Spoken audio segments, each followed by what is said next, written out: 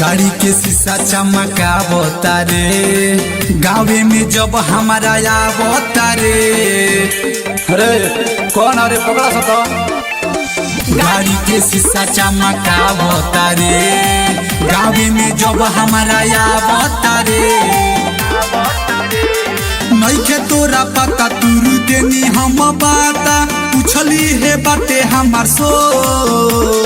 धरे के पड़ी हमार गोर, ए बेटा अब नंबर बातोर।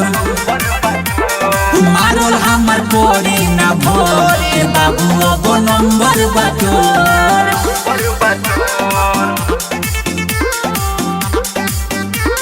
Music by Kumar JM।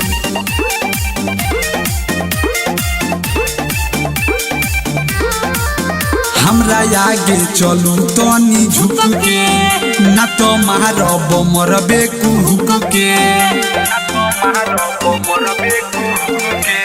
जदी मनबे ना बात तोरा घाटा होई, हमरा बारे में तोरा तो पता होई। उड़ता रे बड़ा हमारा ते हुआड़ा, राम जी से नाता ले बेजोर। धरे के पड़ी हमार गोर, ए बेटा अब नंबर बातोर।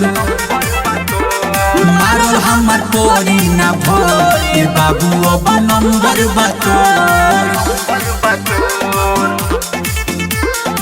Mix music by Kumar JM।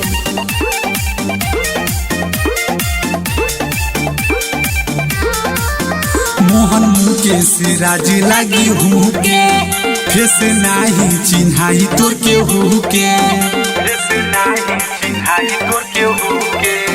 बाबू मैठू ना घेरे अभी बाचा बारे, तेहू पेड़ पके आमले खाचा बारे। बात तेहू मानू भलाई में बानू, ना तो दहर होई पोरे पोर। धरे के पड़ी हमार गोर, ए बेटा अब नंबर बातोर। मारल हमार पड़ी ना भोर, ए बेटा अब नंबर बातोर। ढेर रंगदारी मत कर गाँव में आके, ठीक चल निकली।